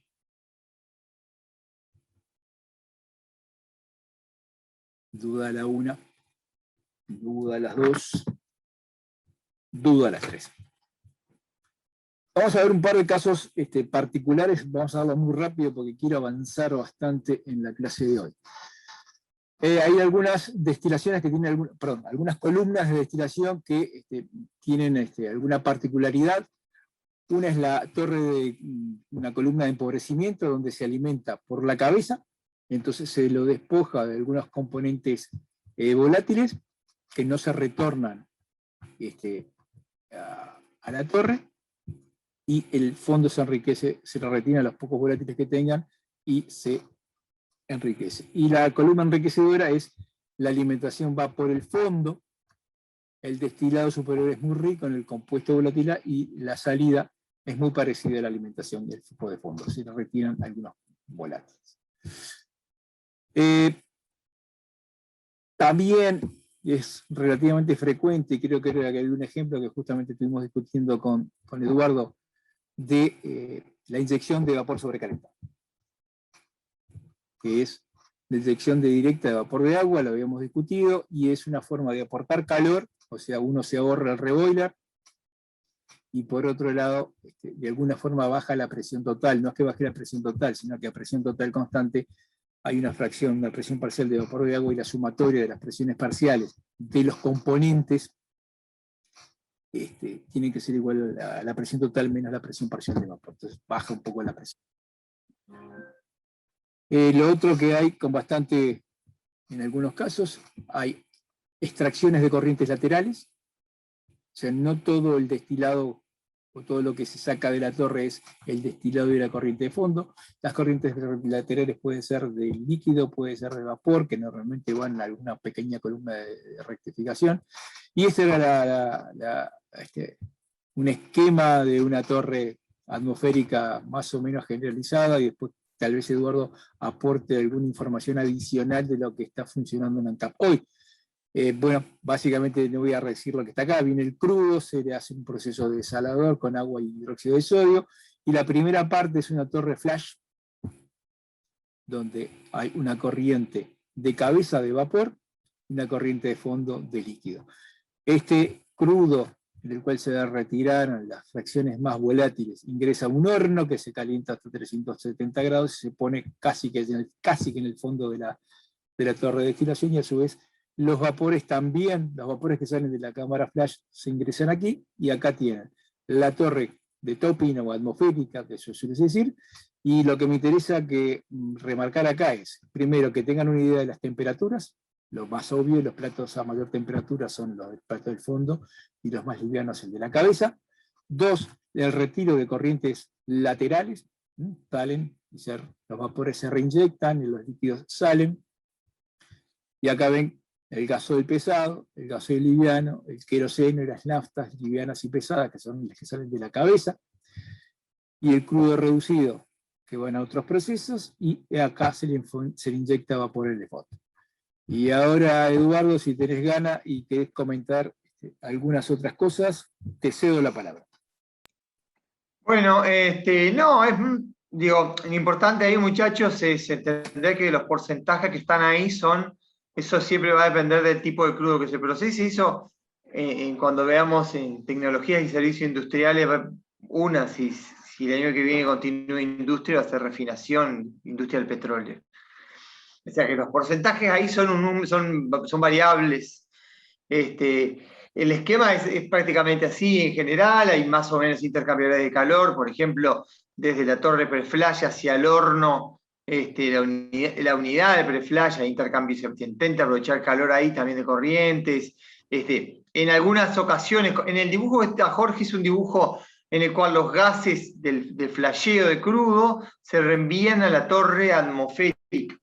Eso, en la unidad de refinería actual de crudo en ANCAP, ese era un proceso antiguo, un proceso que hasta el 95 era así. Después se modificó y se puso una torre adicional, ¿sí?, en el cual evita enviar esos gases a la zona flash, o sea, a la zona donde va la salida del crudo del horno, solamente para no sobrecargar la torre atmosférica. Pero este diseño es un diseño típico de torres de destilación, de crudo, de un sistema típico. Un detalle que capaz que vale la pena aclarar es que si bien se inyecta vapor en el fondo, en cada una de estas torrecitas que está al lado, en cada uno de esos cortes, que se llaman torres stripper, que después, como bien dijo Jorge, capaz que la vemos en parte en descriptiva, también se inyecta vapor. Siempre vapor sobrecalentado, por el proceso ese por el cual decía Jorge, de que es una manera de bajar la presión de vapor de los componentes, porque la presión de toda la unidad es constante, o sea, más allá de las pérdidas de carga que haya a lo largo de la torre, la presión de vapor en determinado lugar, la presión total es constante en un lugar determinado, es un valor. Al meterle vapor de agua, disminuye la presión de vapor de los componentes, porque se mantiene la presión total. Entonces, por ley de Raoult, tienden a salir más vapores. Eso es bastante interesante, se usa mucho, se le llama stripping, y se utiliza mucho, sobre todo en la industria del petróleo, para, digamos, de alguna manera, a las fracciones pesadas sacarles componentes livianos. Cuando digo livianos y pesados, digo mayor punto de ebullición o menor punto de ebullición de la carga. Nada más, Jorge, no sé si alguien tiene alguna duda. Bueno, parece que quedó completamente claro. Gracias, Eduardo, y pude señalar una cosa más. Lo que venimos dando hasta ahora en el teórico, nos hemos referido siempre a mezclas binarias, dos componentes. El ejemplo que presentamos acá de refinería, ya lo hemos mencionado, pero el crudo, si uno quisiera imaginarlo como sumatoria de distintos componentes, no sé, Eduardo, ¿cuántos compuestos suponés que se necesitan para poder representar los compuestos que están metidos adentro de un crudo de petróleo? Mira, normalmente, yo no tengo idea realmente, deben ser miles, pero que los programas de simulación que por suerte existen, que habíamos hablado, Jorge, gracias al cielo existen, lo que hacen es, se caracterizan en algunos componentes, en general los más livianos, hasta C10, ¿sí? Desde todos los livianos hasta los hidrocarburos C10, y después aparecen los que se llaman los pseudocomponentes o hipocomponentes. No sé si, Jorge, vos habías hablado algo de eso. Vamos a hablar algo en las próximas diapositivas. Ahí va. Que en realidad es una especie de como invento. Bueno, si lo habla Jorge lo explicará mejor, pero a partir de ahí se definen, digamos, el resto de los componentes. Esas son las simulaciones que se utilizan en los programas más poderosos para diseño de este tipo de torres, ¿no? Que si hay que hacerlo a mano, te lo regalo esto porque hay que ser pero así, eso. 1.000.000 de cálculos. O sea, la computación en eso ayudó dramáticamente a poder resolver estos sistemas. Por eso quería poner sobre el tapete esto. Lo que se define, como decía Eduardo, son pseudocomponentes, digamos. Para poder manejar la complejidad de una mezcla que puede tener, no sé, varios cientos de componentes, por decir algo, se podrá imaginar que uno no puede manejar esto, entonces... bueno, primero no estaba claro cuáles serían los cientos de componentes, y bueno, en función de una cosa que se llama la curva de destilación, uno puede definir pseudocomponentes con distintos rangos, pero de alguna forma intenta manejar los sistemas más complejos, reduciéndolo a un número más o menos finito y manejable de componentes. Y de eso vamos a tratar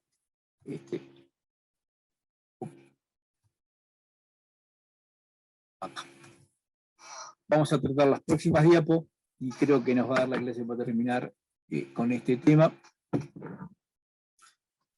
¿Cómo manejamos, entendiendo por manejar, la simulación o el dimensionamiento de torres de destilación de fraccionamiento cuando lo que tenemos que abordar o procesar es una mezcla, ¿tá? De muchos componentes? Bueno. Lo primero es que lo obvio, acabamos de ver la destilación, la destilería, pero hay algunas otras industrias donde lo que hay que destilar es una mezcla de componentes, ¿tá? Para diseñar torres de multicomponentes, bueno, los principios básicos que vimos para mezclas binarias se siguen aplicando. Y la utilidad de lo que vimos en McKeown, que es tiene las hipótesis simplificadoras de etapas ideales y flujo equimodal y yo qué sé qué, dan una buena herramienta para poder estimar cómo funciona una torre. ¿Ah? Y en algunas veces esos métodos simplificados son los que generan en algunos simuladores. Generan los valores semilla para después empezar a resolver esas cosas, ¿no? Antes, ahora retomando un poco lo que decía Eduardo, cuando los cálculos se hacían manualmente, se hacían plato a plato. Después vamos a ver algunos métodos simplificados. Y llevaban un tiempo infinito de cálculo a mano.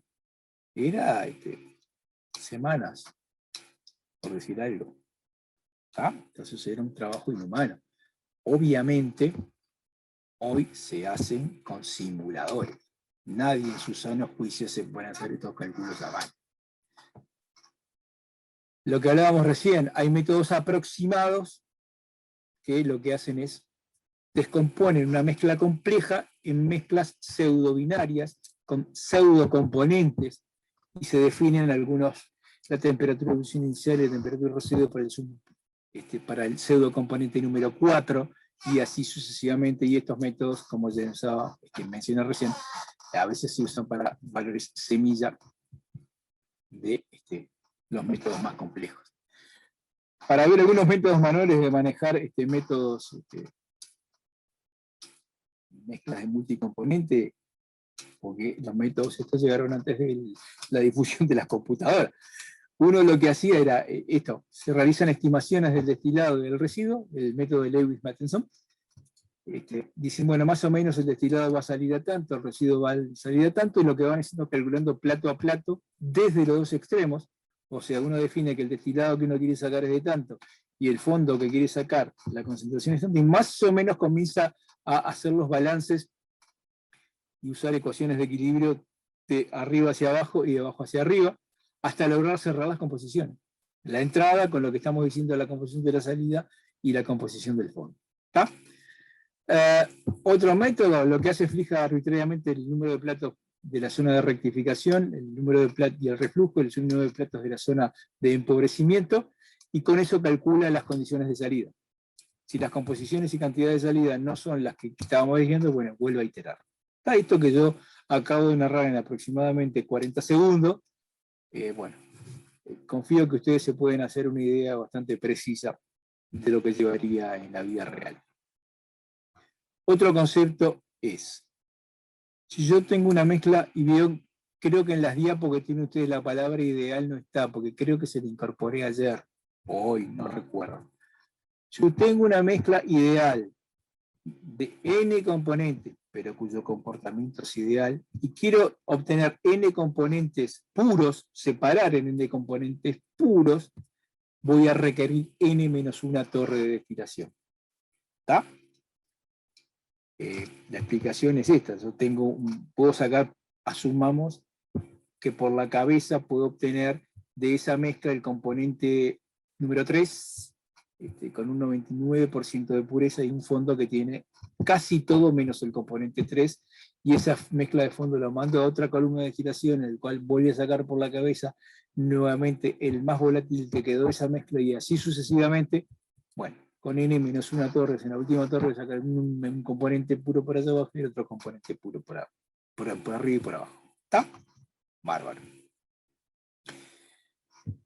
¿Cuántas variables independientes tiene un sistema? Vamos a ver ahora con un poquito más de precisión, pero si tengo una mezcla con C componentes, número de componentes de la mezcla es C. En una columna que tiene n platos, yo puedo fijar 6 variables, C más 6 variables independientes. O sea, hay que fijar C más 6 variables independientes para que el resto del sistema quede determinado, consecuentemente sea resoluble con solución única. Ahora, esas C más 6 variables no necesariamente están predeterminadas. ¿Ah? Por ejemplo, lo que puedo hacer es, ¿cuáles son las variables? La composición de la alimentación, C-1, porque si bueno, no voy a ser tonto de explicar por qué si fijo C-1 el otro se queda definido. Las condiciones de la alimentación, ya sea entalpía, relación entre la alimentación y el destilado, entalpía del reflujo, relación de reflujo, número de platos y presión de operación. O puedo sustituir algunas de estas por otras. No sé, acá, por ejemplo, la piedrita dice, una alternativa es la de la tabla precedente, es establecer las concentraciones de componentes llaves en el destilado, o sea, colocar como fijar una variable que es la composición en el destilado, y en el residuo, y elimino 2 de las variables. Por ejemplo, en lugar de saber obtener la relación entre entalpía de reflujo y la relación y el número de platos, sustituyo y uso las otras dos, y el número de platos y la entalpía de reflujo pasa a ser una variable que está determinada por el resto de las 6. ¿Está? Bien. Vamos a ver en las próximas diapos algunos métodos exactos para manejar mezclas complejas, simplemente a título ilustrativo, y probablemente en el práctico van a ver algún ejercicio de aplicación del método MESH. El método MESH lo que hace es, el número de lo que dice es un balance de moles, de materia, se aplican ecuaciones de equilibrio entre las fases, se aplica la suma de las fracciones en cada una de las fases, tiene que ser igual a 1, y balances de calor o entalpía. Entonces, primero dediquen un minuto, vamos a dedicar un minuto a mirar esta estructura. En este método uno puede suponer que hay posibles alimentaciones en todos los platos. La alimentación de un plato puede ser el retorno de una fracción de líquido o de vapor que se condense y vuelve al plato anterior, pero en principio pueden haber alimentaciones en todos los platos. 2. Se supone que puede haber extracciones en todos los platos. Puede haber extracciones de líquido o puede haber extracciones de vapor. A su vez, se puede sacar líquido del propio plato que se calienta y se saca del sistema. Entonces, básicamente hay que hacer los balances de materia, de los equilibrios, las sumas de fracciones y los balances de calor, considerando todas estas corrientes. Entonces, balance de masa. Y bueno, voy a balance de masa para el componente, perdón, en el plato. Le ingresa esta corriente del plato J-1, le ingresa esta corriente de vapor del plato B+1, con las correspondientes composiciones, y le ingresa una cierta alimentación con esta composición. Y egresan del plato como corriente líquida. Esta es una corriente lateral y esta es la otra que va hacia el otro plato. Salen del plato como vapor esta corriente que alcanza el plato siguiente y esta corriente de vapor que se retira con esta cierta composición. Y bueno, y esto es el balance de masa. Las ecuaciones de equilibrio son del estilo K. K representa la relación entre I y X, igual a 0. La sumatoria de las fracciones, tanto en la fase líquida como en la fase de vapor, tienen que ser 1. Y lo otro que está quizás queda claro, pero este método MESH lo que sigue suponiendo es que en cada plato se establece el equilibrio entre vapor y líquido que sale del plato, con lo cual nos va a conducir al número de etapas teóricas, pero en una situación más compleja con corrientes laterales, y después tendríamos que pasar de ver cómo encontramos la eficiencia de las etapas, para calcular el número de etapas reales.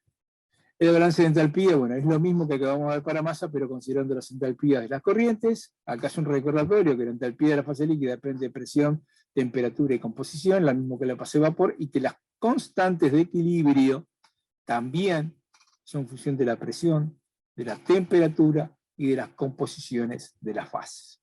¿Está?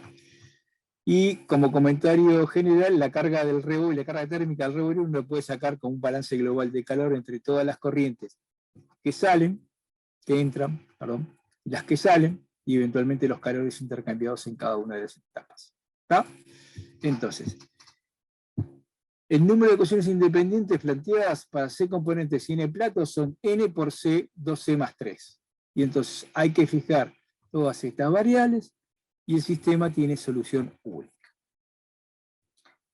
Debo comentarles que numéricamente taclear este problema utilizando este método tiene algún problema de inestabilidad en las soluciones, en la resolución.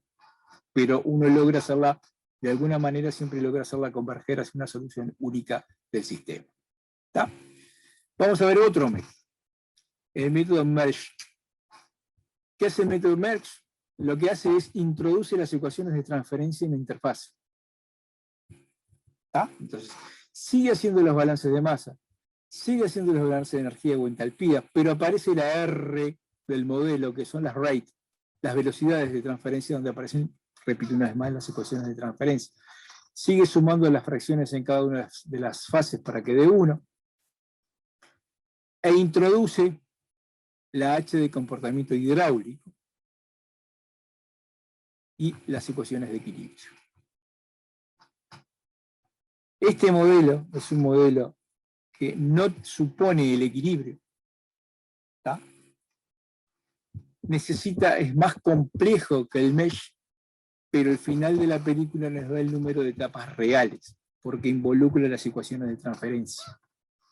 Entonces no es necesario tener la eficiencia de las etapas, porque el método ya lo transforma en etapas reales, al involucrar las ecuaciones de transferencia. ¿Está? Ahora, necesitamos las ecuaciones de equilibrio, porque como verán las ecuaciones de transferencia, veamos la parte de masa. En la fase de masa, lo que recuerdan ustedes es que en la interfase vapor-líquido, líquido-vapor, hay una discontinuidad. Entonces la relación entre la concentración en el líquido y la concentración en el vapor en la interfase, donde siempre la hipótesis es que en las interfaces se alcanza el equilibrio, es una hipótesis bastante sólida, necesitamos saber cómo es la relación, porque el flujo en el vapor es alguna constante adecuada para la transferencia y la concentración en la interfase, perdón, el I-aster y el I. Tiene el líquido similar. Entonces, también tenemos que conocer las condiciones de equilibrio. Recordarán que vimos en la primera clase, si no recuerdo mal, que a medida que uno tiene mezclas de multicomponentes, conocer las condiciones de equilibrio, ¿se acuerdan de aquellos métodos del W, el Rauch, con las ecuaciones de estado, etcétera, etcétera? Bueno, son bastante complejas. ¿Está? Un resumen comparativo de los dos métodos, la cantidad de cosas de propiedades físicas que necesitamos en el método merge y las que se necesitan en el método mesh, y las ecuaciones que hay que resolver en uno y otro método. Entonces, para demostrarlo obvio, lo obvio es que en este método, en el merge, necesito conocer más propiedades de las mezclas y del sistema. Aparecen, por supuesto, la masa, las tensiones interfaciales, conductividades térmicas, difusividades, viscosidades, más todas estas ecuaciones. El otro método, el mesh, es mucho más sencillo. ¿Está? La buena noticia es que el mesh es más complejo, requiere tener correlaciones empíricas para las condiciones de equilibrio y para las condiciones de los coeficientes de transferencia, y poder calcular cuál es el área interfacial en cada plato. La buena noticia es que si uno logra obtener todo eso, no necesita tener la eficiencia de la etapa. Como decía Eduardo, y yo creo que ya lo dije, pero lo repetimos, estas no se hacen las cuentas manualmente, bajo ningún concepto. Hay simuladores. ¿Está? Entonces, el Aspen desarrolló al principio los simuladores que suponían condiciones de equilibrio, después últimamente desarrolló otro método que trata las mezclas que hay en cada plato fuera de equilibrio. El KenCat tiene un modelo de equilibrio tanto en estado estacionario como en estado no estacionario de operación de la torre. El KenCat son modelos no en equilibrio, pero desarrollados recientemente. Resumen, lo que quiero que se lleven en la cabeza con esta clase de hoy, y vamos a terminarla ya porque faltan 2 minutos para que termine. Eso, cuando uno maneja mezclas complejas, de multicomponentes, bueno, la operación de destilación, el cálculo, simulación comienza a complejizarse, y ni sueñen en hacerlo a mano. Vamos a ver un ejemplo del modelo Merge, creo, en el práctico, solo como forma demostrativa. Y creo que estamos en hora ya de abandonar esta clase, porque ustedes creo que tienen otra clase más. Por lo tanto, lo que les voy a recomendar es que si tienen dudas, planteenlos en las clases próximas para no invadir el horario del otro profesor que viene después. Así que, nada más por la clase de hoy. Y bueno, salvo que alguien se quiera quedar a esta clase para hacer alguna consulta y no llegar a la clase siguiente, que creo que era reactores, si no me estoy equivocando.